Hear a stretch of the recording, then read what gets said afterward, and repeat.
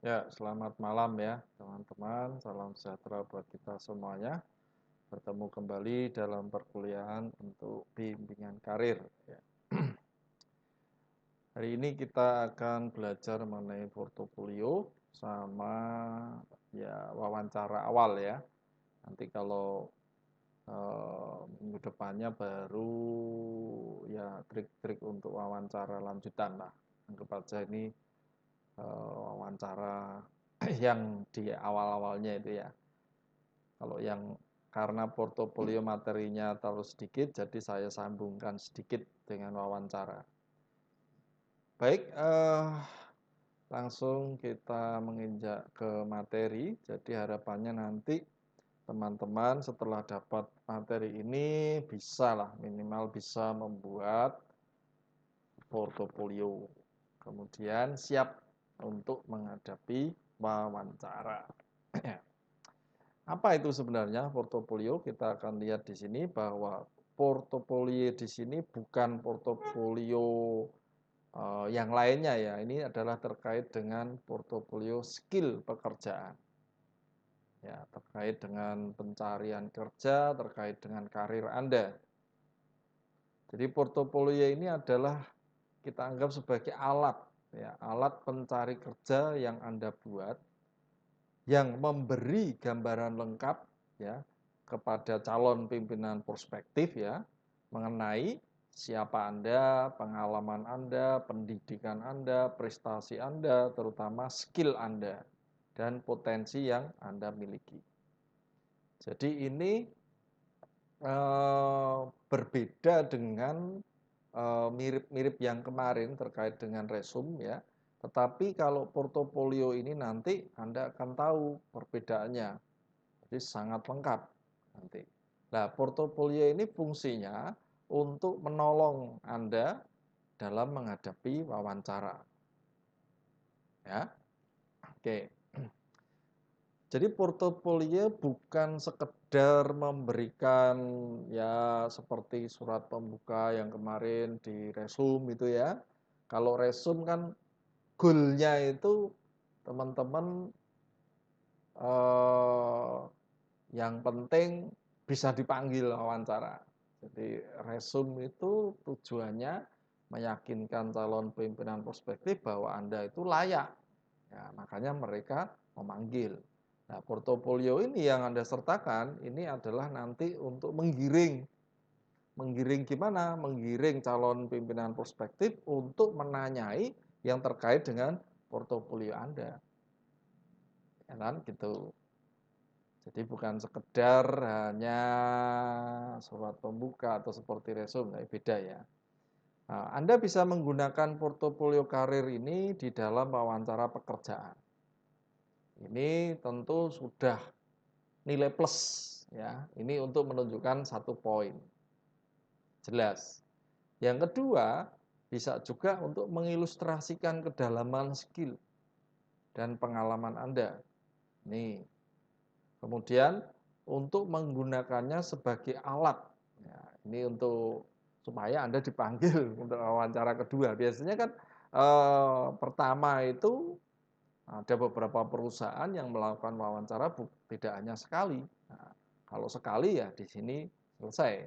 Tapi kalau yang untuk biasanya loh ya, untuk yang tingkat misalnya yang dilamar itu pimpinan atau manajer-manajernya kelas atas, madya ke atas ya, manajer madya, top manager gitu ya. Itu wawancaranya tidak sekali teman-teman.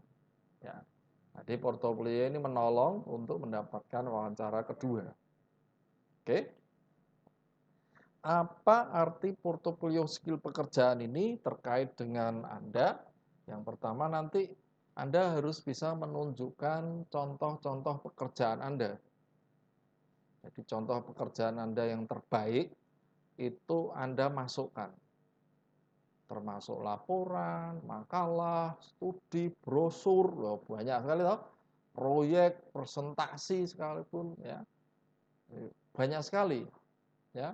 Ini bisa contoh tercetak tetapi juga bisa menggunakan CD. Ya, maksudnya bukan CD-ROM-nya itu ya, tapi CD-nya itu, maaf ya. CD maupun video atau format multimedia yang lain, gitu ya. Bisa Anda buat. Nah, itu untuk menampilkan siapa Anda. Ya toh? Berarti apa? Ini cukup membutuhkan persiapan yang luar biasa kalau mau buat portofolio. Ya. Kemudian riset publikasi. Laporannya apa? Cara untuk menunjukkan berbagai skill, termasuk kemampuan Anda untuk komunikasi, ya, komunikasi tertulis, artikel yang pernah dipublikasikan, dan juga makalah konferensi. Itu ya. Ini bisa disertakan teman-teman. Termasuk pengakuan dan surat rekomendasi. Misalnya ada ya bisa saja pengakuan-pengakuan ini misalnya penghargaan-penghargaan, ya toh? Entah dari customer, klien, kolega yang dulu-dulu ya, atau pimpinan atau zaman kalau istilah majikan gitu kayak gitu ya. Ya pimpinan yang dahulu lah gitu ya. Bos yang dahulu ya. Atau dari ya ketika Anda sekolah ataupun dari profesor kenalan Anda yang dahulu, itu bisa saja untuk mendapatkan rekomendasi.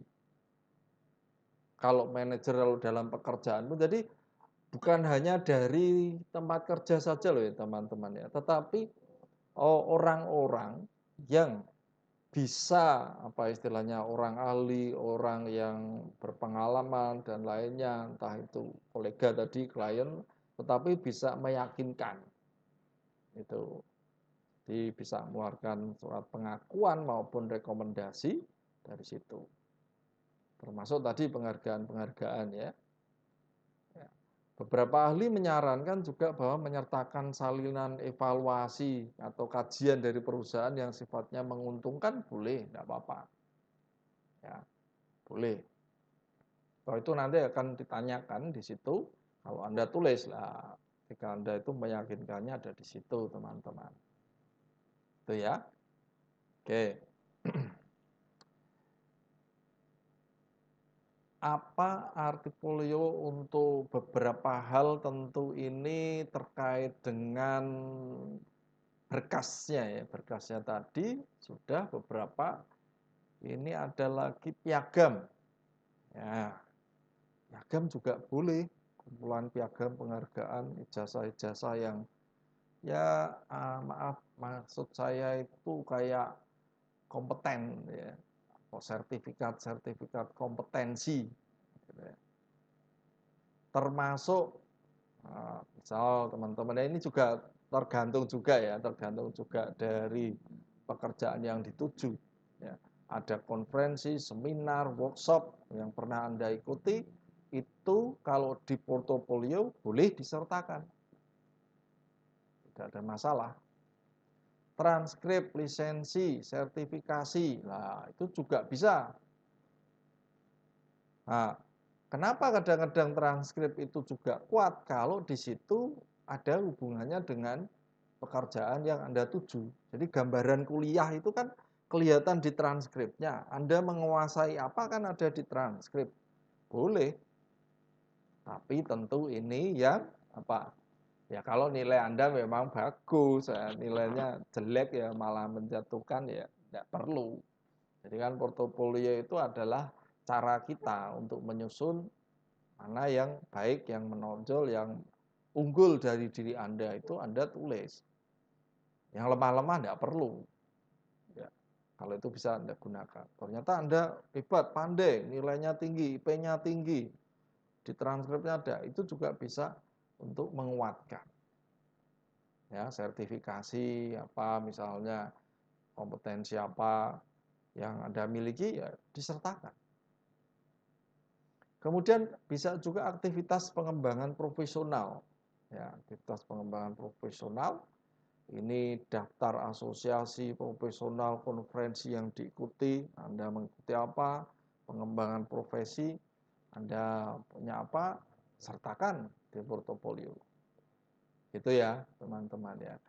Jadi untuk portofolio ini itu kalau saya bisa meringkas, itu adalah bagaimana Anda menyajikan kemampuan Anda komplit ini ya. Komplit itu artinya mulai dari pekerjaan yang sudah Anda lalui, risetnya, sampai laporan-laporan, pengakuan-pengakuan, surat rekomendasi, sampai piagam, sertifikat kompetensi, ya, bahkan pengembangan-pengembangan profesi kalau Anda ikuti, itu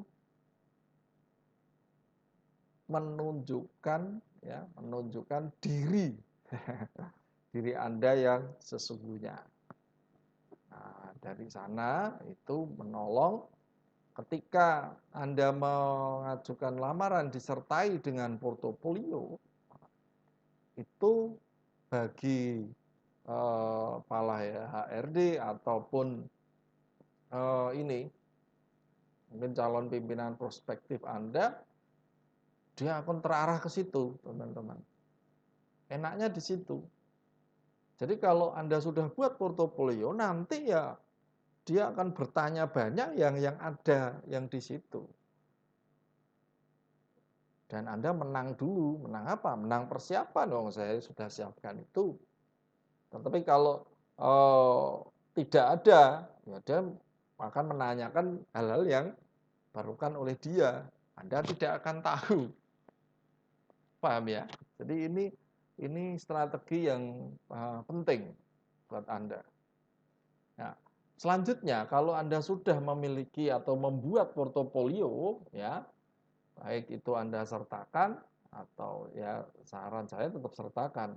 Wah, modal itu Pak, ngirim ini tebal, atau ada CD-nya macam-macam. Ya itu memang konsekuensinya. Anda mau dapat kerjaan situ apa enggak gitu ya. Begitu, teman-teman. Jadi memang seperti itu. Berbeda jauh dengan cara-cara tradisional membuat laporan. Lamaran maksud saya, kok laporan. Lamaran itu beda. Lamaran yang tradisional itu tradisi bahkan tidak menyertakan resume, hanya kurikulum vitae gitu aja. Malah ada yang parah lagi, CV pun sudah model apa itu template itu ya, tinggal ngisi, tinggal beli di luar atau tinggal ngisi itu ya, riwayat hidupnya. Itu sudah jangan sampai teman-teman gunakan. Ya, yang Anda gunakan mulai sekarang, contohnya yang kemarin kita belajar mengenai resume, yang sekarang ini adalah membuat portofolio. Terus portofolio Anda itu entah nanti Anda bendel, entah kalau sekarang kan ada bentuk digital. Nah, ketika kita mengajukan lamaran itu masuk digital. Video dan lainnya, kemampuan Anda terekspor di situ, calon pimpinan prospektif bisa melihatnya. Begitu teman-teman, ya. Kemudian ini setelah Anda menyiapkan, membuat portofolio dan lainnya, resume dan lainnya, saya yakin teman-teman akan dipanggil untuk wawancara, gitu, wawancara. Ini ada beberapa tips ya, tips awal ya. Ini tips awal, saya hanya mempercepat aja karena yang di awal-awal saja. Ya, atau tips-tipsnya yang nanti wawancara pertemuan besok minggu depan kita membahas wawancara lebih mendalam ya. Yang pertama, ini ketika menghadapi wawancara ya, ingat jangan mengunyah permen karet atau merokok. Pak, saya juga perokok. Ya, so, itu boleh, tidak apa-apa. Kali ini Anda harus puasa, tidak merokok. Paham ya? Sebaiknya seperti itu. Jangan juga mengunyah permen dan lainnya. Anda masuk wawancara, jangan melakukan itu. Berbohong juga tidak. Kalau bisa, jangan berbohong. Kemudian jangan menggunakan jawaban ya atau tidak. Kalau ditanya, ya, tidak, gitu ya. Jadi Anda harus jelaskan, tetapi juga jangan terjebak, jangan bertele-tele, ya. Jadi harus menjelaskan, kalau ditanya Anda jelaskan, tetapi tidak bertele-tele. Jangan tanya, ya, tidak gitu ya. Jangan. Walaupun pertanyaannya memungkinkan untuk menjawab ya atau tidak. Kalau Anda menjawab ya, Anda harus menjelaskan sedikit. Mengapa Anda menjawab ya? Kalau tidak, Anda harus menjelaskan sedikit di situ. Ingat, tidak bertele-tele. Kemudian untuk pertama, jangan menyelidik tentang gaji dulu ya. Kompensasi, liburan, bonus, pensiun dan lain-lain. Jangan dulu. Ya, jangan menyelidik.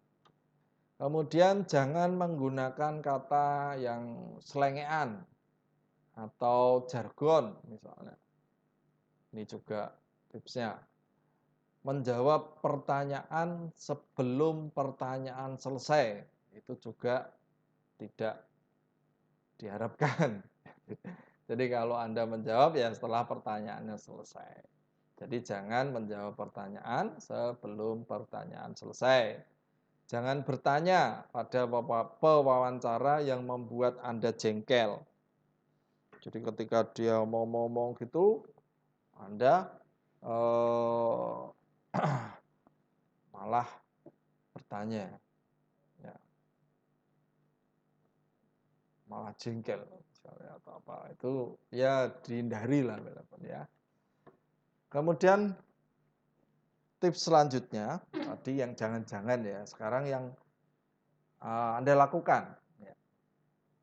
Yang pertama, minimal datang 10 menit lebih awal, minimal ya. Ya 15 menit boleh ya. Jika sesuatu terjadi yang membuat Anda terlambat, segera menghubungi. Karena adanya alasan itu tak bisa dihindari, ya minta maaf. Tapi harus menghubungi. Paham ya? Isi, misalnya kalau ada formulirnya, isi formulir secara rapi. Selalu menjawab dengan jujur di sini ya, jelas dan ringkas. Ya.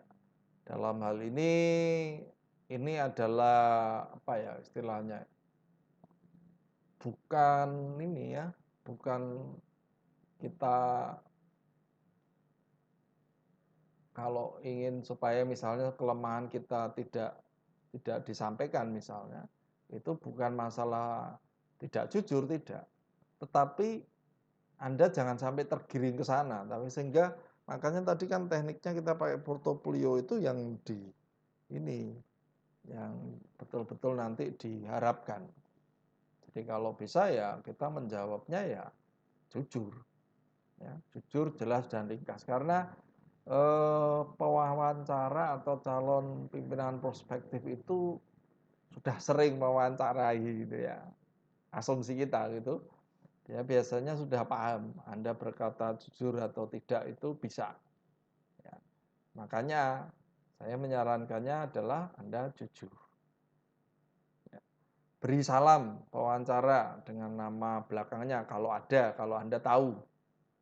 Misalnya kalau masuk toh, misalnya ada loh ya kalau ada namanya gitu. Kalau tidak ada ya salamnya salam umum. Tapi kalau ada Anda sampaikan.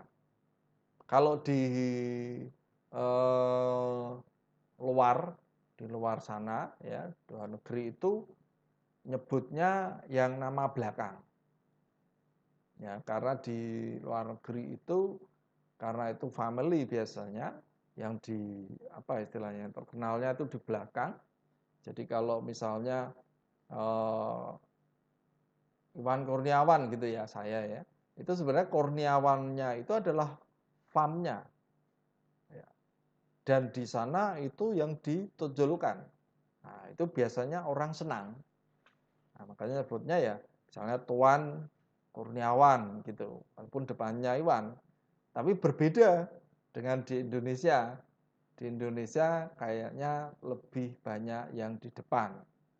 Tapi kalau sudah tahu, ya, sudah tahu panggilannya apa, ya tinggal Anda sampaikan. Nah, kalau di luar negeri atau orang barat, dia senang disebut nama belakangnya. Sebelum wawancara, kalau bisa ya, pelajari nama orang ini ya, kalau bisa yang kalau ada yang mau mewawancarai, apa yang Anda temui gitu ya. Pada dasarnya orang itu senang kalau disebut namanya. Paham ya? Jadi Anda perlu melakukannya dengan benar. Gitu ya. Kemudian selanjutnya menjadi pendengar yang baik. Ya, sebelum diberi kesempatan untuk menjawab, ya Anda diam, dengarkan. Baru ketika suruh atau dia bertanya, kita jawab, ya lakukan. Paham ya? Jangan kesusu-susu gitu. Baru wawancara ngomong sekecap, Anda wis 2 kecap. Jawabnya nggak karu-karuan. Nah, itu nanti malah jengkel ini ya. Tersenyum, ini penting. Tunjukkan antusiasme. Ini untuk menunjukkan bahwa Anda itu sebenarnya merasa lebih yakin gitu ya. Itu. Jadi juga menghilangkan ketegangan dan lainnya itu situ. Nah, selanjutnya ini penting ya, jabat tangan dengan kuat. Jabat tangan dengan kuat itu ngeremes gitu bukan deh ya. Nah, kalau sekarang mungkin tidak. Karena ada pandemi ya. Nah, mungkin hanya bisa sini gini ya, posisi tangan kita untuk seperti silaturahmi gitu, Anda bisa melakukannya. Ini kalau ada pandemi. Tapi kalau sudah lewat, ini adalah cara yang sangat ya apa namanya menjembatani untuk kita menjalin hubungan dengan seseorang. Itu adalah melalui jabat tangan. Kemudian ketika Anda wawancara, perhatikan lihat mata wawancara ya, lihat matanya ya. Saat berbicara tetap tersenyum juga. Pastikan Anda juga ini enggak ngos-ngosan bernafasnya ya, bisa tenang. Ya, jadi kalau apa grogi itu wajar ya. Atau nervous itu suatu yang wajar. Anda bisa mengatasi sendiri, caranya untuk setiap orang beda-beda. Tapi yang sering itu biasanya mengambil nafas panjang, tenang, itu akan menolong sebelum masuk. Ini penting ya. Jadi kalau bisa bernafas jangan sampai tersengal-sengal dengan ya. Kalau bisa satu kali ya, kontaknya siapa yang wawancara itu Anda miliki. Ya. Syukur-syukur bisa dikasih kartu nama misalnya. Itu nanti ya. Ya, nanti kalau udah selesai atau apa bisa minta kontaknya gitu ya. Santai, ambil beberapa napas panjang ini untuk menolong Anda untuk siap. Ya. Nah, saatnya wawancara sekarang. Kalau kondisi seperti itu sudah siap. Sekarang pada saat wawancara ini perhatikan ya. Ini juga ingat pepatah ini. Sebuah gambar itu bermakna 1000 kata. Katanya begitu. Itu ada pepatah seperti itu ya. Ya, ini demikian juga kita juga apa ya? Kesan pertama itu akan membantu. Ya. Momen ketika pewawancara melihat Anda itu bisa menjadi faktor yang menentukan. Ya, jadi bersikaplah profesional, bersemangat dan berani. Kalau iklan itu apa itu? Aks itu bilang kesan pertama begitu menggoda. Selanjutnya terserah Anda gitu ya. Tapi itu betul teman-teman, itu real. Ya, jadi pertama kesan yang didapatkan oleh si pewawancara itu pada Anda itu berarti sekali. Oke? Tadi sudah saya sampaikan, cemas itu netral. Ya, tapi ini pahami bahwa pimpinan prospektif, kalau saya menggunakan kata majikan itu kita kok ya rendah, padahal itu sebenarnya bos lah anggap saja ya. Pimpinan prospektif itu juga cemas sebenarnya. Tidak hanya Anda yang cemas.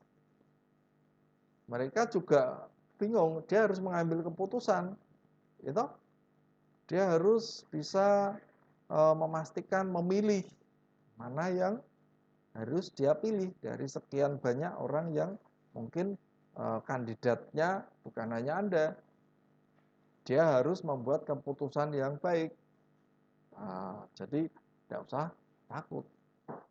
Wajar dia sendiri juga sebenarnya cemas. Ya, tadi sudah saya sampaikan jabat tangan. Ini ya untuk istilahnya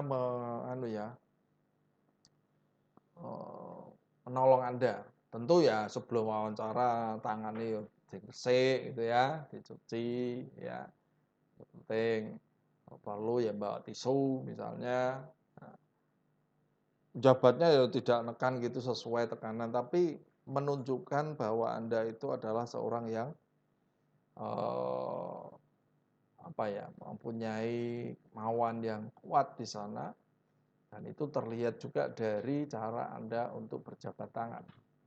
Tatap matanya, ya, sampai Anda melihat, perlu sampai lihat para matanya. Nah, ini seringkali ini teman-teman, untuk menolong Anda, orang bisa menilai percaya dirinya ada di situ. Ya. Percayanya, PD-nya itu di situ. Jadi Anda tatap, senyum, ya. Tidak ada salahnya Anda mengatakan senang berjumpa dengan Bapak, dengan Anda, kalau misalnya dengan Nyonya, dengan Tuan, dengan Bapak. Kalau di Indonesia paling sering ya dengan Bapak, senang berjumpa dengan Bapak. Tidak ada salahnya, tidak ada ruginya Anda berkata seperti itu. Oke? Ya.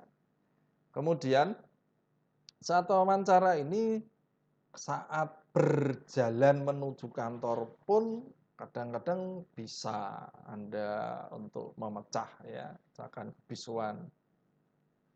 Ya. Kan seandainya ya ada beberapa, kalau Anda ada di situ, entah dia ada kesempatan gitu ya untuk cerita, Anda juga bisa melakukan pujian ya terkait tempat situ aja, jangan terlalu personal ya. Pujian ini bisa gedungnya indah, pemandangan bagus, baik hati orang-orang sekitarnya. Anda seolah-olah Anda memberikan sikap yang positif, teman-teman. Oke? Tatap mata tadi. Oke, ya. Sekarang promosikan diri Anda. Ya.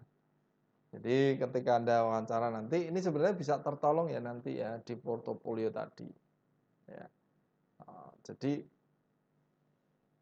pimpinan prospektif atau majikan Anda atau calon pimpinan prospektif Anda, ya, bos Anda nantinya itu lebih senang kepada orang yang bisa mengkomunikasikan kekuatan mereka secara efektif, percaya diri.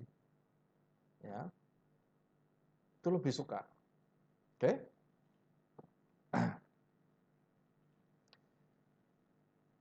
Selanjutnya, ya ini juga penting ya.